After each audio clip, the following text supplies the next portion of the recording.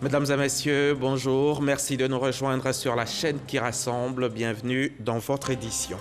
Au terme du Conseil des ministres d'hier mercredi, le porte-parole du gouvernement, Sidi Tiemoko Touré, a annoncé que les activités du plan d'action prioritaire du gouvernement, bien qu'ayant été entravées par la Covid-19, ont été mises en œuvre à 75%. Nous reviendrons sur les points essentiels de ce conseil dès le début de ce 13h. L'organisme certificateur SGS vient de confirmer la certification ISO 9001 version 2015 obtenue par le Fonds d'entretien routier à l'issue d'une évaluation sur 12 mois. Le FER, qui s'entoure des meilleurs opérateurs économiques, honore surtout chacun de ses engagements. Le fonds vient de leur payer 145 milliards de francs CFA.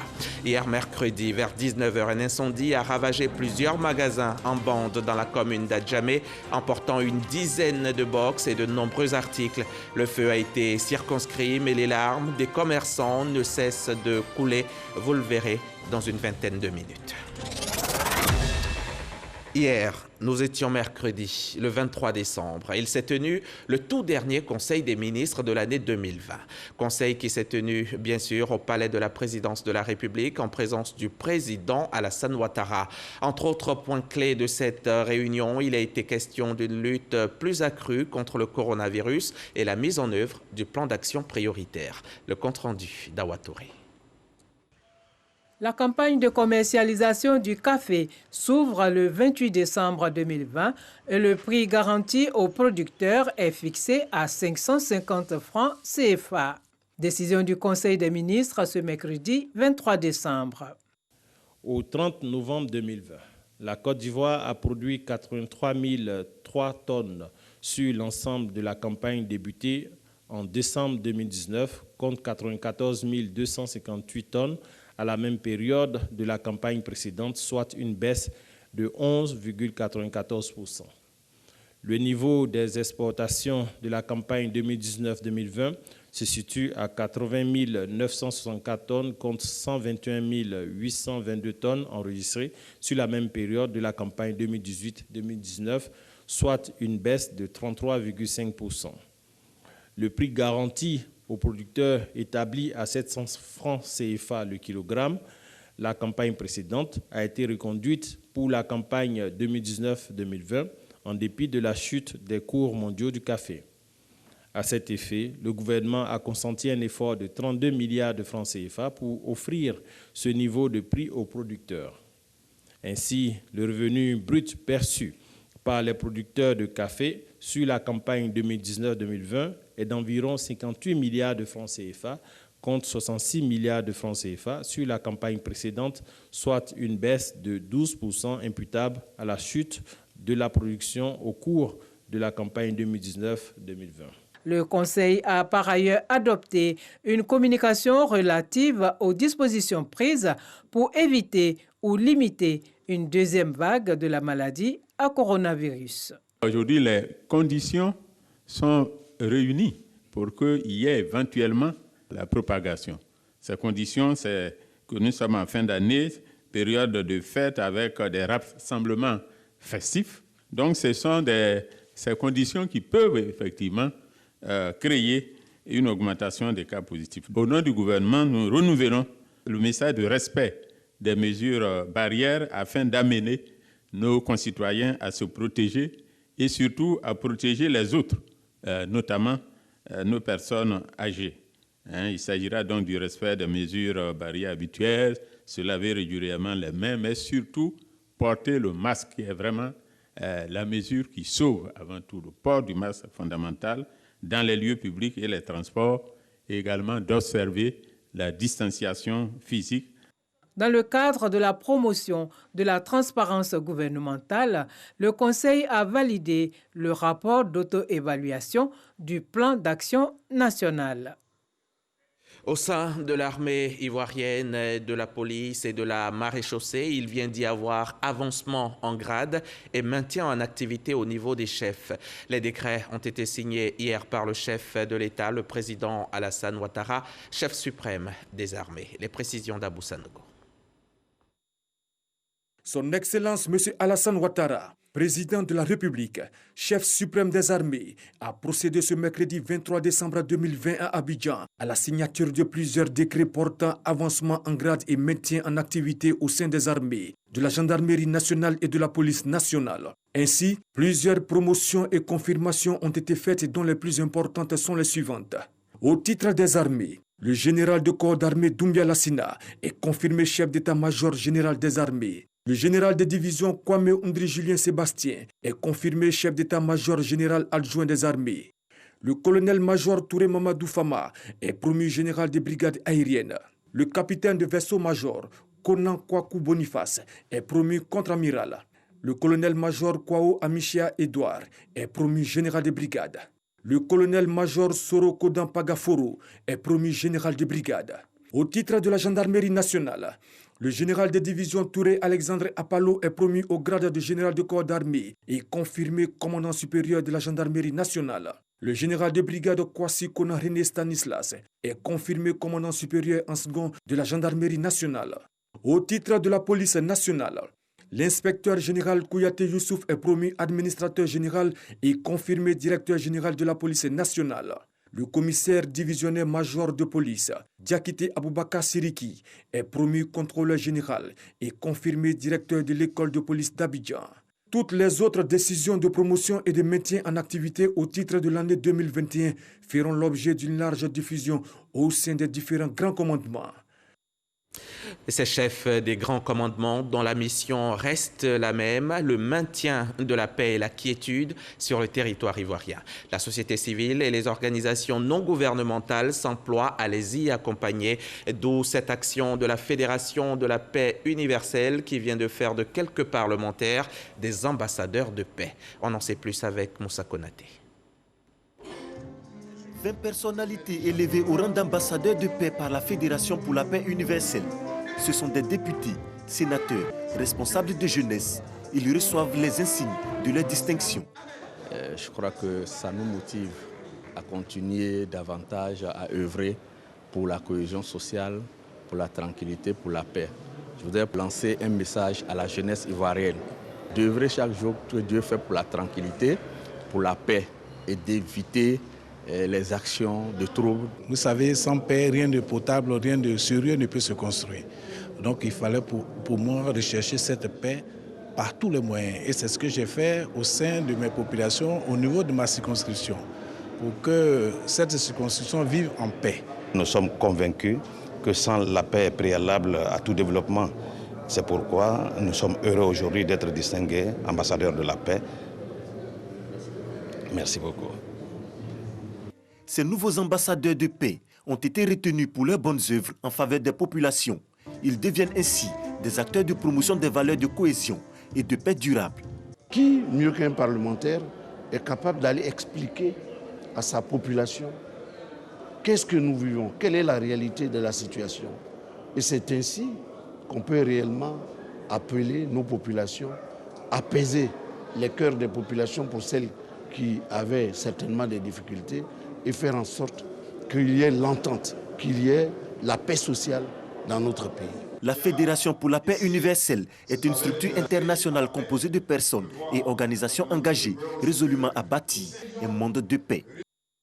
Nous sommes le 24 décembre, veille de la fête de Noël, mais comme pour joindre l'utile à l'agréable en cette période de fête, le ministère de l'Assainissement et de la Salubrité a décidé d'organiser une visite écologique en faveur d'un groupe d'élèves. Des élèves qui sont allés s'imprégner du processus de gestion des déchets sur les sites d'Anguédédou et au centre d'enfouissement technique de Kosiouin. Question de les sensibiliser sur les bonnes pratiques de salubrité. Le reportage de Grace Kando.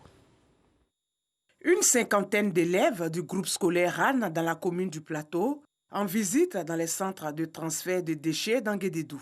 Une visite écologique pour permettre à ces enfants de s'imprégner du processus de collecte des déchets depuis les ménages jusqu'à ces lieux et les sensibiliser sur les bonnes pratiques de salubrité. Nous avons vu le traitement des ordures. Donc désormais à l'école, quand nous allons partir dans les leçons de EDIC, l'EDIC c'est l'éducation civique qu'on donne aux élèves. Donc désormais dans ces leçons-là, nous allons inculquer aux enfants comment entretenir l'environnement en ramassant les ordures pour les mettre dans des poubelles et puis les déposer dans un lieu où les grandes poubelles vont venir les ramasser. Cette sortie écologique nous a permis de comprendre l'importance de ne pas jeter les ordures à terre. De retour dans nos écoles, nous vous promettons de transmettre le message à nos camarades et nous nous engageons à appliquer les règles d'hygiène et à chercher toujours une poubelle pour jeter les déchets. Ces deux sites accueillent plus de 4000 tonnes de déchets par jour avant d'être acheminés au centre de valorisation et d'enfouissement technique de Kosiouin. La problématique de la salubrité implique toutes les couches sociales, y compris les enfants. Nous avons décidé d'ouvrir nos portes aux enfants à compter donc de décembre 2020 pour que les enfants se familiarisent avec cette nouvelle politique moderne de gestion des ordures ménagères.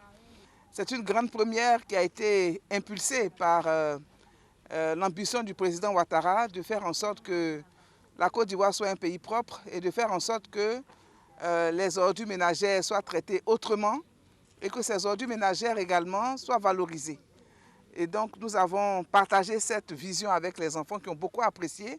Avant les centres de transfert des déchets d'Anguédédou, les enfants se sont aussi rendus au centre de valorisation et d'enfouissement technique de Kosiouin. C'est un reportage signé Grace Kando. La DECO, la direction des examens et concours, délocalise ses bureaux. Les nouveaux locaux qui se trouvent entre la Bibliothèque nationale et le Musée des civilisations ont été inaugurés récemment par la ministre de l'Éducation nationale, Kandia Camara, qui avait à ses côtés Raymond Goudou Kofi, ministre de la Culture et de la Francophonie. Issa Chonayeo était avec elle.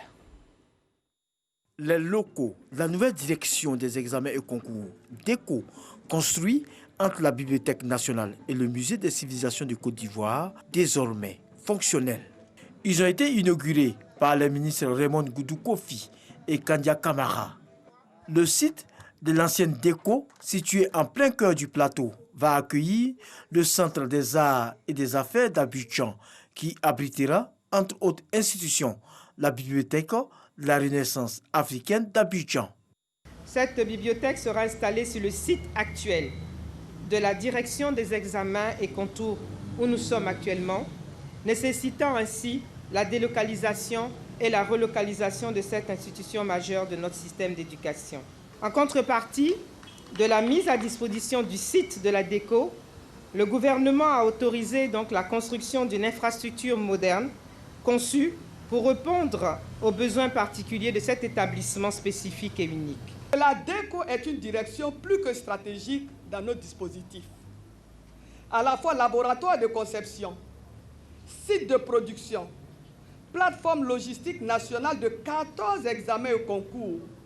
Pour près d'1 500 000 candidats, la DECO est aussi un service public, avec plusieurs dizaines de bureaux, dont la trésorerie principale du ministère.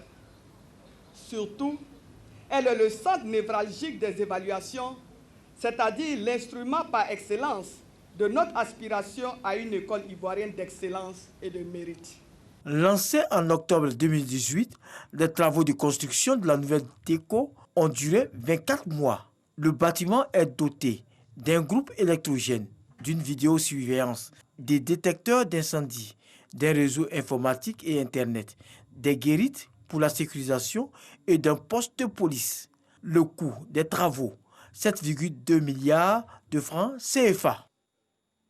Je vous le disais en titre, s'il y a bien une activité que le coronavirus n'a pas véritablement affectée, c'est l'entretien routier en Côte d'Ivoire. Le fer était au travail. Le fonds vient d'ailleurs de payer plus de 145 milliards de francs CFA aux opérateurs économiques. Et pour son professionnalisme et pour la qualité de ses prestations, le fonds d'entretien routier vient d'être certifié ISO 9001 version 2015 par l'organisme certificateur SGS. On en parle avec Francis Boisfond. Le processus d'évaluation du système de management de la qualité du fonds d'entretien routier fait par les experts de l'organisme certificateur SGS a duré 2 jours. J'ai l'honneur de vous informer que SGS vient de nous renouveler la certification du fer à la norme internationale ISO 9001, version 2015. En termes de perspective, nous comptons, entre autres, poursuivre la mobilisation des ressources financières pour permettre au Fonds d'entretien routier de renforcer davantage son rôle dans le développement du secteur routier, en particulier dans l'entretien de nos routes. Le FER est certifié ISO 9001, version 2015, depuis novembre 2019. Selon son directeur général Lanside Diaby, la structure travaille depuis sa nomination en 2017 à la satisfaction des besoins des usagers. Plusieurs résultats obtenus à ce jour. Au 15 décembre 2020, nous avons atteint déjà 145 milliards de francs CFA. En 2019, le Fonds d'entretien routier a eu le deuxième prix d'excellence de la performance économique et financière des entreprises publiques non commerciales. La crédibilité du Fonds d'entretien routier est reconnue sur le marché financier, ce qui est confirmé par les agences de notation financière panafricaines comme Bloomfield, où nous sommes confirmés à la note A1. À cela s'ajoute la mise en service des postes de paysage et de péage à l'intérieur du pays. Le directeur général du FER invite les acteurs du transport routier à préserver les acquis et à conjuguer leurs efforts pour relever les défis liés au secteur routier. À présent, le chapitre coronavirus de cette édition. De nombreux mois que la pandémie est là, de nombreux mois que la pandémie nous affecte, mais on tient bon, on respecte les gestes barrières et tout ira bien.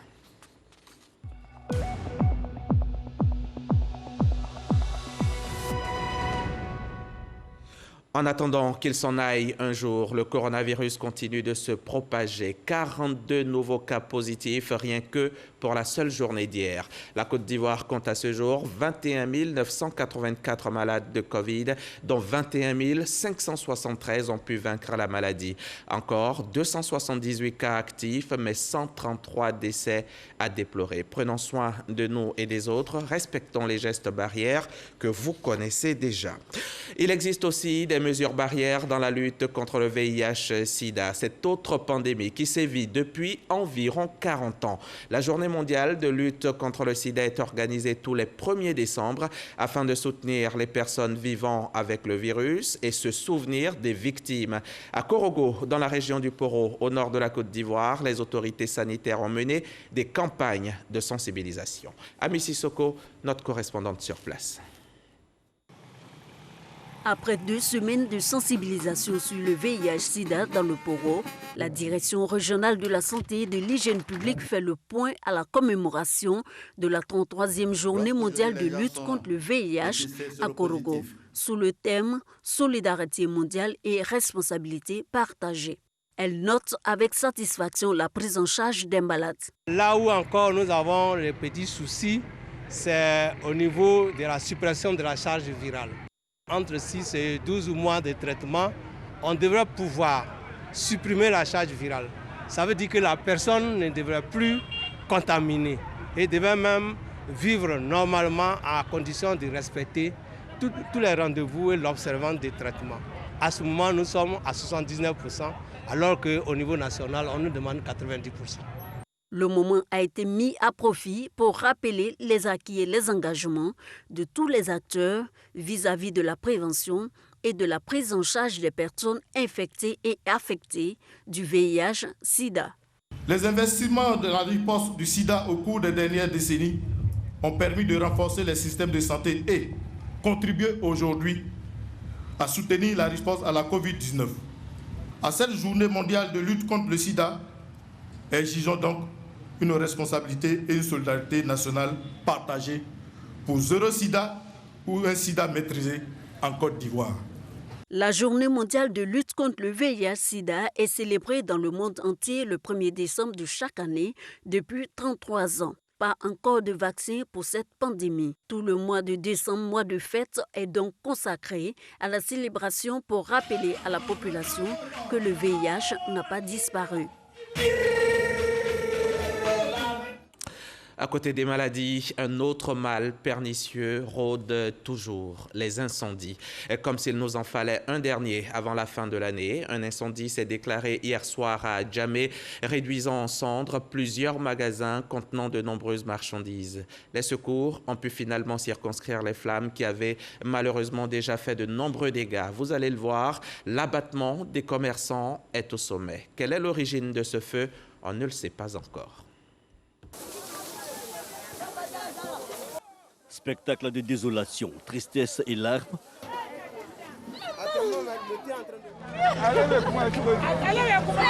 Nous sommes à Djamé, secteur RAN, cet espace commercial où l'on vend du textile, des étoffes et divers articles est en proie aux flammes. L'incendie déclenché aux alentours de 19h. Mon magasin, en tout cas, j'ai tout perdu vraiment. J'ai tout perdu. On a perdu des millions. Difficile pour les secours de se frayer un chemin, mais les pompiers aidés de jeunes volontaires ont pu circonscrire le sinistre. Il est 22h30. Avons été alertés pour un feu de magasin à Djamé face Sitaraï. Alors immédiatement, conformément à la grille de départ, nous avons fait partir les secours qui étaient composés d'un engin incendié, d'un camion citerne. Alors arrivé sur les lieux, nous avons pu constater que c'était plutôt un feu de magasin en bande, petite lance. Avec les 4 petites lances, nous avons pu circonscrire le feu. Alors où je vous parle, le feu est maîtrisé, il ne reste plus qu'à achever l'extinction. Mot de réconfort et constat, le premier magistrat de la commune est sur les lieux. C'est dommage pour ces commerçants et en tant que premier magistrat de la commune et président des commerçants, vraiment c'est douloureux. Il faut le dire, c'est douloureux pour ces commerçants qui viennent de perdre des millions. Ça, il faut le dire. Les mesures urgentes à prendre, d'abord sécuriser le site et voir avec les commerçants ce que nous pouvons leur apporter comme soutien. Les causes de l'incendie non encore déterminées et des commerçants en détresse en cette période de fin d'année. À l'heure où nous quittions les lieux, certains essayaient encore de sauver quelques effets des magasins enfumés. C'était un reportage de Franck Quadio. Les acteurs de la filière Carité, eux, pensent fortement à leur professionnalisation, la professionnalisation de leur secteur. Avec le soutien du FIRCA, ils se sont réunis cette semaine pour tenter de mieux faire connaître la filière et inviter les décideurs à l'interprofession. Comment y parviendront-ils? Élément de réponse dans ce reportage signé Jean-Marc Djadji. Ces mannes sont collectées dans les forêts. Ces noisettes sont transformées pour donner du karité, une tâche difficile accomplie en majeure partie par des femmes. À travers ce sketch, ces femmes montrent les pénibles conditions de travail pour la fabrication du karité. Elles revendiquent de meilleures conditions de travail. Nous avons grand besoin d'avoir des équipements qui répondent aux normes internationales parce que c'est l'exportation qui fait vendre, mais l'exportation de nos produits transformés, pas de nos matières premières. Et donc nous y travaillons pour que tous les acteurs se mettent ensemble pour aller à l'interprofession. Valoriser pour vendre, c'est le thème choisi pour la semaine du karité. Une semaine pour les acteurs de la filière de faire découvrir le karité sur toutes ses facettes. Pour le président du bureau de création d'interprofession de karité, un vœu demeure. Le problème que nous faisons face aujourd'hui, c'est que l'État de Côte d'Ivoire n'a pas encore fixé le prix du kilo d'amande de karité. Donc il est difficile aujourd'hui pour les acteurs du karité de vendre le karité avec aisance. Le FIRCA nous accompagne à toutes ces étapes pour que nous puissions être en interprofession. Évidemment, nous avons commencé déjà à mettre en place cette interprofession. À l'instar des autres filières agricoles, le FIRCA œuvre non seulement à la visibilité du karité, mais aussi à améliorer les conditions de travail. Il bénéficie également du soutien du ministère de l'Agriculture et du Développement rural. Le FIRCA est en train d'accompagner les acteurs de la filière karité à mieux s'organiser pour se prendre en compte, pour être autonomes dans leurs activités. 95% des producteurs sont des femmes. La Côte d'Ivoire est le 5e producteur sur le continent avec 8 régions de production. Malgré l'engagement des acteurs, ils font face aux problèmes de concassage de stockage des produits finis. Et les journalistes de Côte d'Ivoire s'instruisent sur les violences basées sur le genre. La fondation Ni Trésor, avec l'appui du Fonds des Nations Unies pour les populations, a initié une session de formation sur la contribution des médias dans la lutte contre toutes les formes de violence. C'était à Boaké et Soro Corona y était. Soro Corona qui représente donc RTI Boaké. Les différents types de violences basées sur le genre, les causes, l'impact sur les victimes, la prise en charge des survivantes et surtout les dispositions juridiques sont méconnues des professionnels des médias. Pour une implication active des médias, surtout communautaires, dans l'action préventive des actions sont menées. À Boaké, la fondation Ni Trésor, avec l'appui du Fonds des Nations Unies pour la population, forme les journalistes dans la lutte contre toutes les formes de violence. Nous, en tant que médias, nous allons, au travers de cette formation, multiplier nos actions, nos productions pour que vraiment la population puisse vraiment être sensibilisée en vue d'éradiquer vraiment ce phénomène.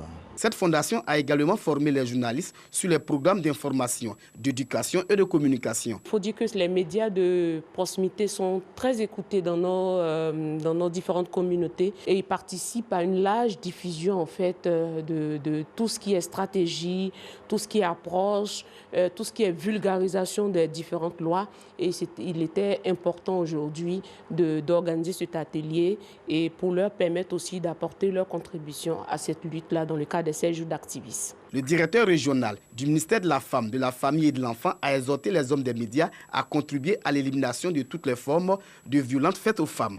Nous, particulièrement acteurs de lutte contre la violence, c'est inévitablement avec les radios de proximité que nous pouvons informer toute la population. Sont considérées comme violences basées sur le genre, l'excision, les viols, les exploitations au sein de la cellule familiale, les discriminations, les harcèlements sur les lieux de travail. Le ministre de l'Emploi et de la Protection sociale porte à la connaissance des populations vivant en Côte d'Ivoire qu'en application du décret numéro 2011-371 du 4 novembre 2011 modifiant et complétant l'article 2 du décret numéro 96-205 du 7 mars 1996 déterminant la liste et le régime des jours fériés, le vendredi 25 décembre 2020, jour de la fête de Noël, est déclaré jour férié et chômé sur toute l'étendue du territoire national. Pour les signataires de la Convention collective interprofessionnelle du 20 juillet 1977 et conformément aux dispositions de l'article 64 de la dite Convention, le vendredi 25 décembre 2020, jour de la fête de Noël, est déclaré jour férié, chômé et payé. C'est signé des mains de Pascal Kwaku Abinan. À J-3 des élections présidentielles et législatives au Niger, la campagne électorale se poursuit. Et dans leur ambition de conquérir le palais présidentiel, les candidats ne manquent pas d'idées pour convaincre et ils parcourent les 4 coins du pays. Sidonie Davila et Adama Kéré, nos envoyés spéciaux à Niamey. C'est la dernière ligne droite de la campagne présidentielle couplée aux législatives du 27 décembre prochain au Niger. Dans la capitale comme dans les régions clés du pays, le candidat du Parti nigérien pour la démocratie et le socialisme, PNDS, Taraya, multiplie les visites de jour comme de nuit. À Tawa, dans le nord du Niger, ce sont des militants en liesse du Parti rose de Mohamed Bazoum qui l'attendaient. À l'accoutumée, les populations de l'ADER se sont mobilisées. Ils se mobilisent toujours comme d'habitude. Ils le démontrent sur le terrain par une présence massive au meeting, mais aussi ils le démontrent par leur mobilisation devant les urnes. Le 27, il faut que nous confirmons la mobilisation que vous avez vue aujourd'hui.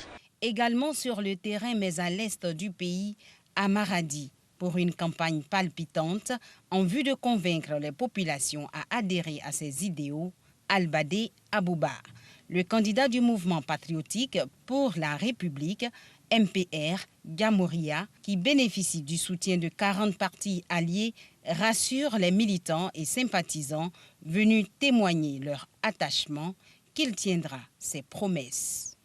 Nous sommes en train de faire la démonstration tant au niveau national qu'au niveau international, que le MPR Jamhouria est un parti dans toute la plénitude de ce que doit être un parti politique sur un échiquier national. Et si vous voulez gagner et être bien gouverné, alors choisissez le candidat du MPR Jamhouria qui est au numéro 22. Le président du PJP, Toubara, Paix, Justice, Progrès, comme ses prédécesseurs, enchaîne les meetings à quelques jours de la présidentielle. Dans son adresse aux populations du nord du Niger, le général 4 étoiles a présenté son programme d'action avant d'inviter les électeurs à voter massivement pour lui. Mon programme intitulé « Le Niger que nous voulons, une gouvernance juste et une vie meilleure pour tous » repose donc sur 7 domaines d'action prioritaires et 21 engagements. 1. Garantir la sécurité et bâtir une paix durable. 2. Réformer les institutions et moderniser l'administration et combattre la corruption. 3. Diversifier le potentiel économique. Un fauteuil présidentiel pour 30 candidats. Sur le terrain, les approches sont différentes pour les adversaires, mais tous visent un même objectif, arracher le fauteuil présidentiel. Merci à vous, Sidonie Davila, à vous et à Adama Kéré. Et à ce soir, certainement, pour d'autres infos sur cette campagne nigérienne qui bat son plein. Nous allons refermer ce journal. Merci de l'avoir suivi. Pour le revoir, allez sur RTI Mobile et sur les www.rti.ci. À demain, 13h.